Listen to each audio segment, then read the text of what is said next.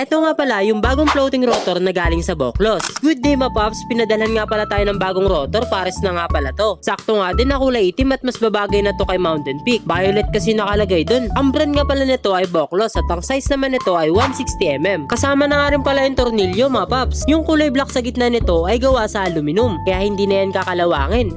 Mas maganda at malinis na tignan yung wheelset ko. Ang astig nga pala nito kasi yung blade niya ay hindi nakakasugat. Yung mga dating gamit ko kasi ay matatalas, kaya dapat maingat ka kapag lilinisan mo. O nga pala, iwasan nyo rin na hawak-hawakan yan para hindi makontaminate. Lilinisan ko na lang yan sa akin pagkatapos ko makabit yung dalawang rotor. Swabe, ang lakas ng kapit ng brake niya mga paps. Magagamit ko na rin pala sa wakas to si Mountain Peak. Nahanapan ko na kasi siya ng adapter ng hubs. Masyado kasi malayo yung pagitan ng hubs at fork, kaya yun, maalog yung wheelset ko. Ikakabit na nga lang pala namin yung wheelset sa likod. Swabe, ang ganda ng ikot. Okay na okay tong rotor ng Boklos mga paps. So kung problema mo yung rotor na bengkong, baka sa'yo na to para mag-upgrade ka na. At kung nagustuhan mo tong floating rotor ng Boklos, ay ilalagay ko na lang dyan sa yellow basket. Yun lang mga paps, ride safe palagi.